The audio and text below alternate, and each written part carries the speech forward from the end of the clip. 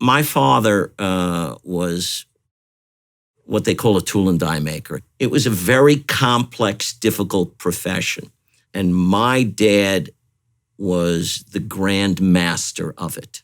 And he didn't tell me it. He didn't say it. He didn't have to. I saw what the ethic was. Do it better than anybody else does. And I understood that if I applied that to the practice of law, they would come to me because I could do what others couldn't.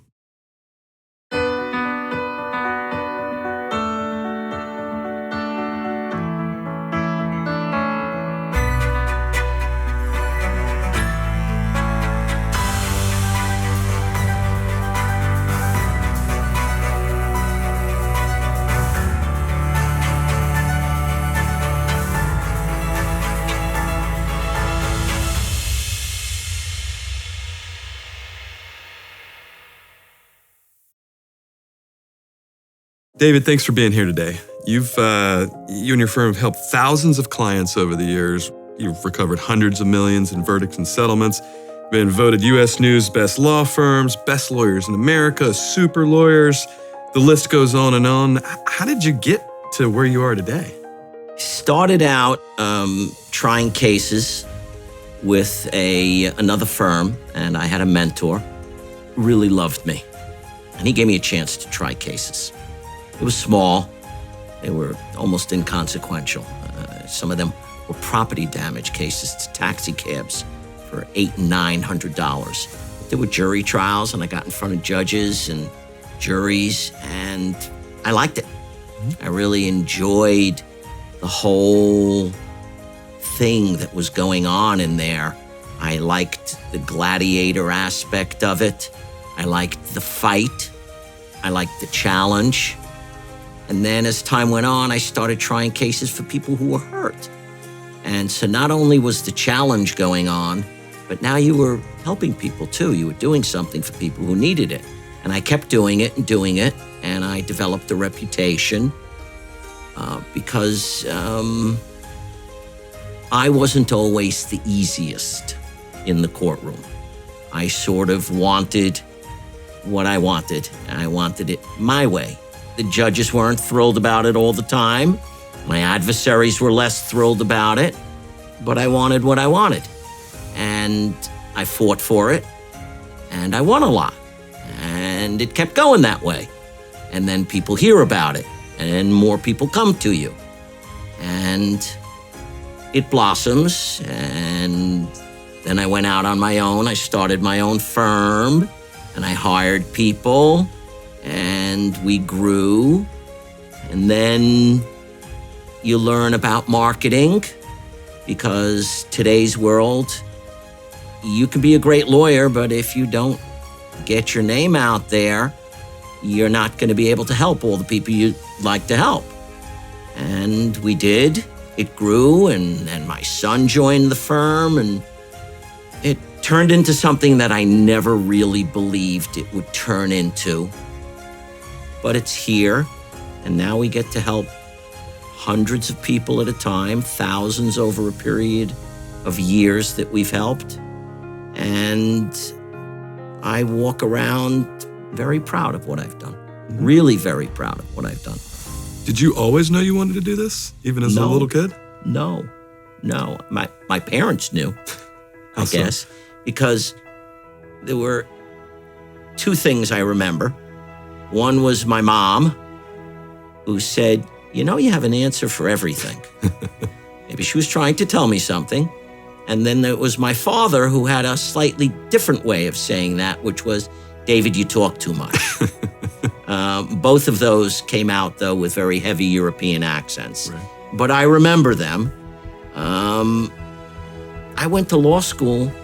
I planned to be a tax lawyer because I loved math.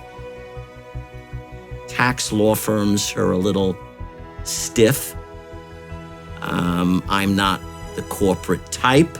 Can't see you as a tax lawyer, knowing you. It didn't fit. Right. That shoe did not fit.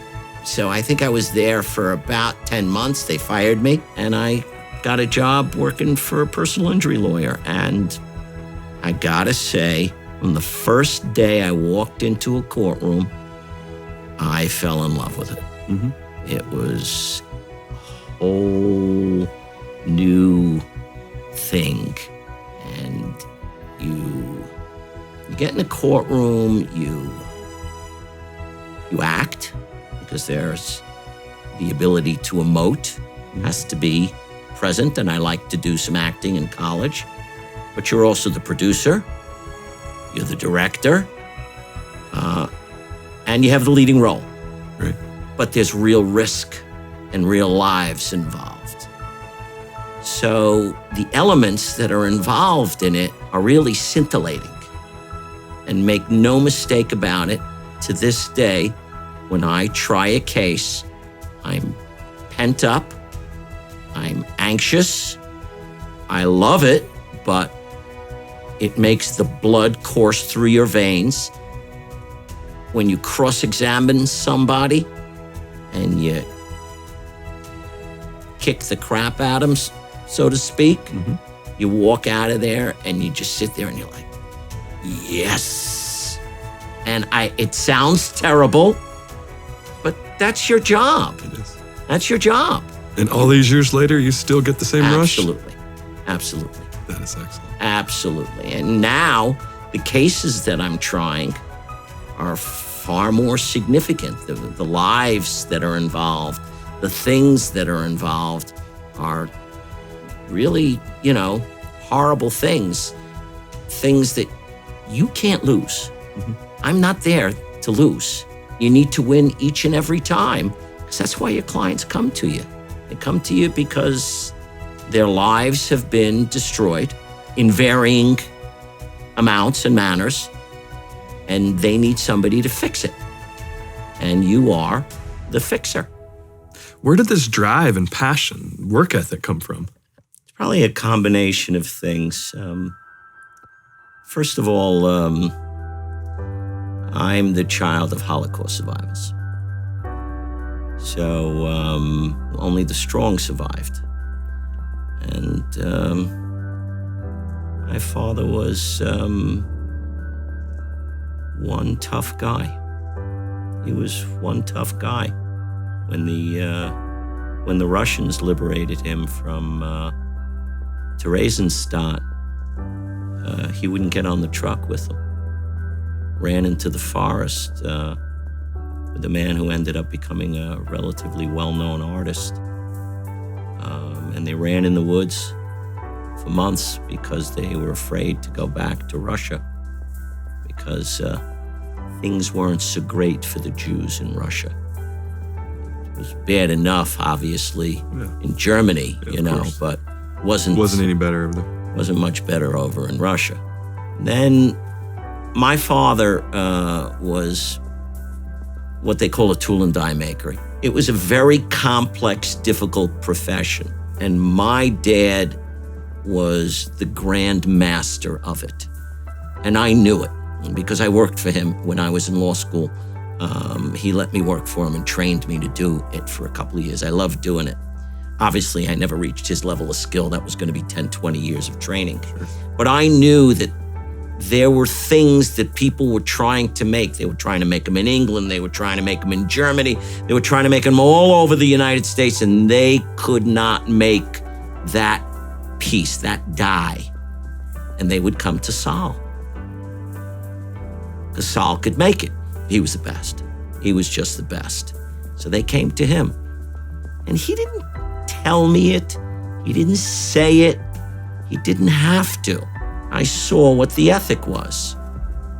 Do it better than anybody else does. And I understood that if I applied that to the practice of law, that I too would become like Saul. They would come to me because I could do what others couldn't. Feels really nice to have achieved a certain amount of success amongst some really talented trial lawyers. Because I'm in the city of New York, and there are some really amazing trial lawyers there, some of the best in the world.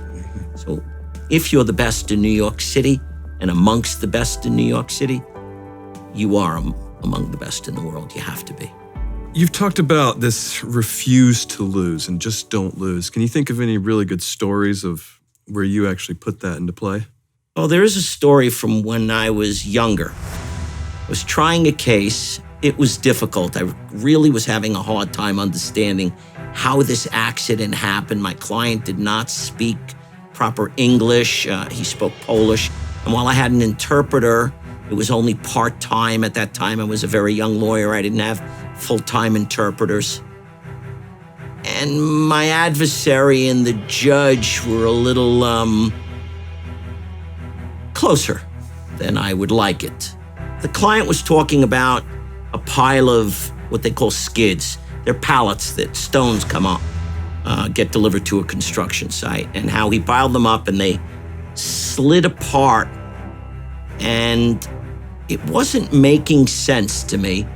And then finally he used a term called mason skid. And I said, what's a mason skid? And he really couldn't explain it. And I ran across the street. They were building the Metrotech Tower at the time. And I ran onto the construction site and I started asking around about mason skids. And one of the guys brought me to one of them and I saw it, and it was different than a skid or a pallet as I had ever seen it before. And it was shaped sort of like that, but it was about 3 feet by 3 feet, thick wood, and they weighed about 40, 45 pounds a piece. And they were full of cement and masonry. And so I started handing out $20 bills, and I got 4 of them together. And I bought them, and it was pouring out.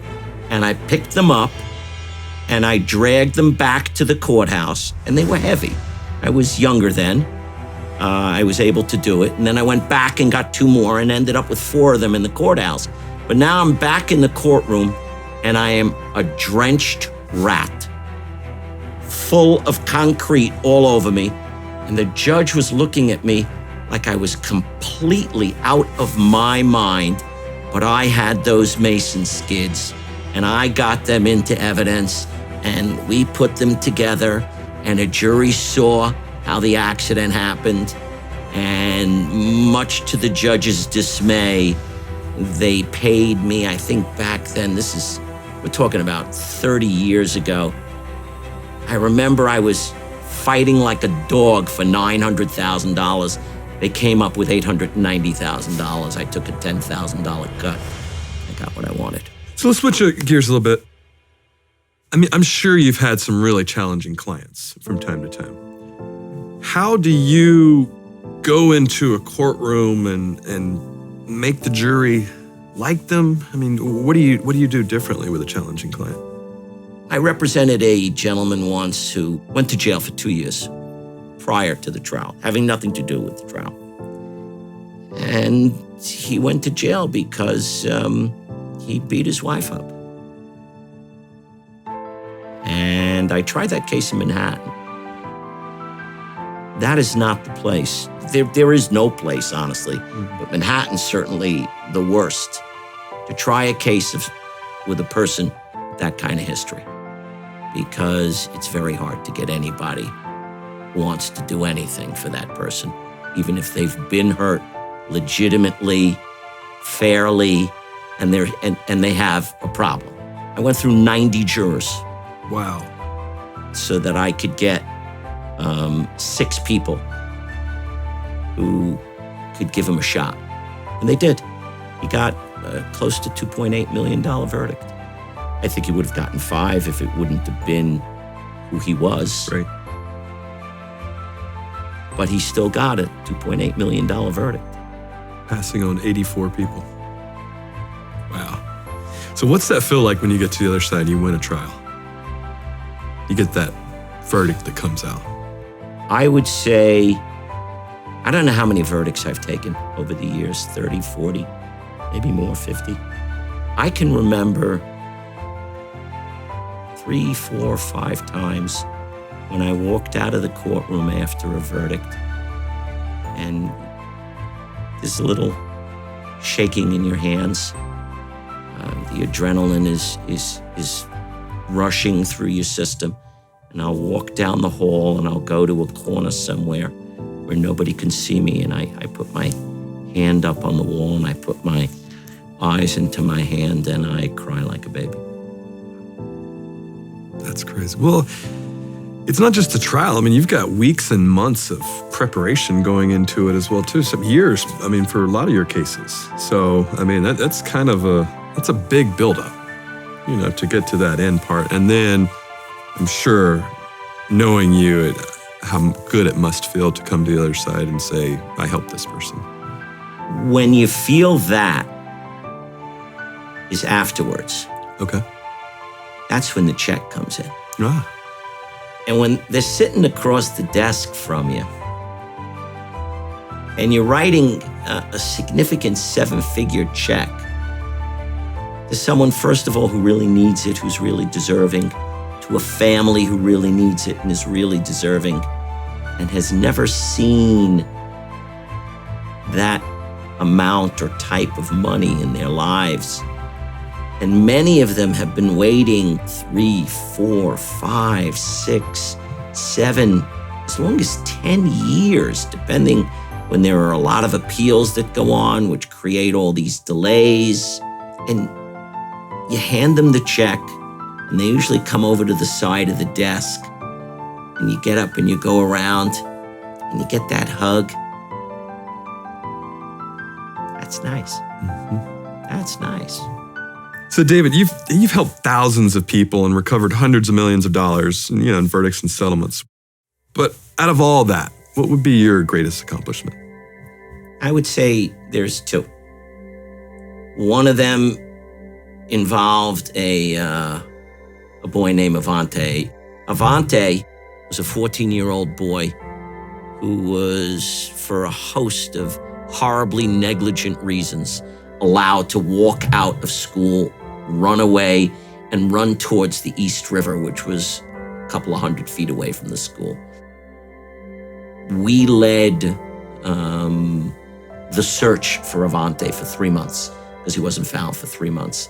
And it went on and on and on. It was tragic watching his mother and family not knowing where this poor boy went. And it's not just losing a child, it's losing a special needs child for whom you feel a special protectiveness. Mm-hmm. And eventually he was found in the East River, 11 miles north.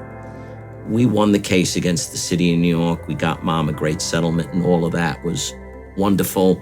I recently saw her. I was very happy for her, because we're celebrating the 5th year anniversary of Avante's Law. Avante's Law is the one time in my career that I was actually able to get a statute passed. And it wasn't me individually, there was a lot of people involved.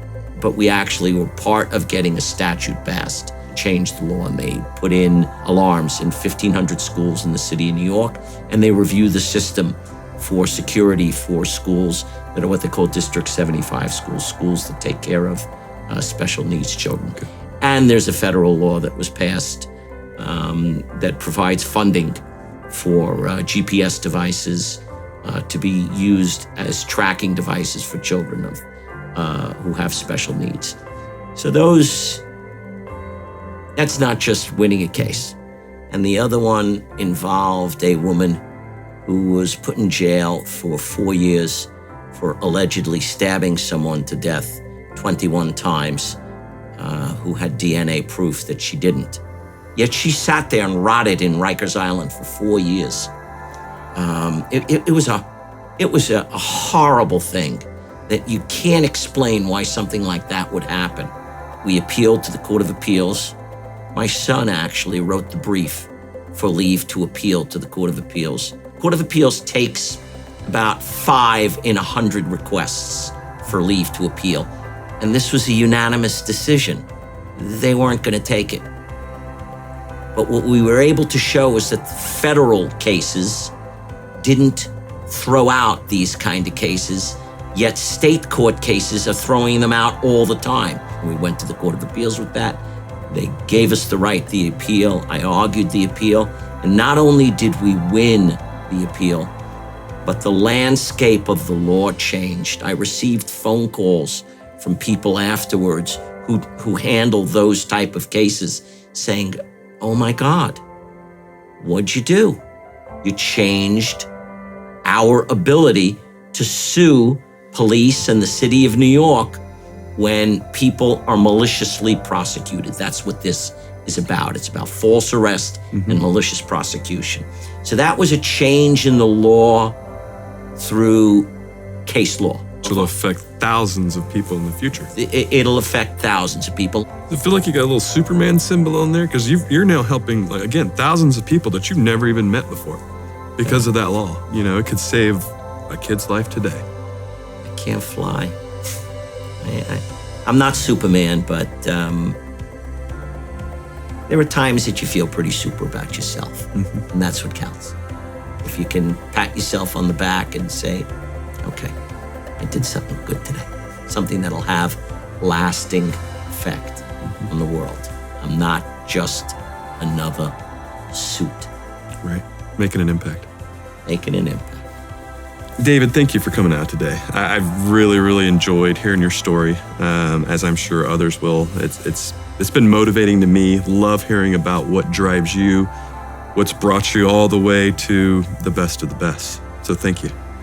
Thank you for taking the time to let me speak with you. I hope something I said is of some use to somebody somewhere. I'm sure it will be. Thanks again.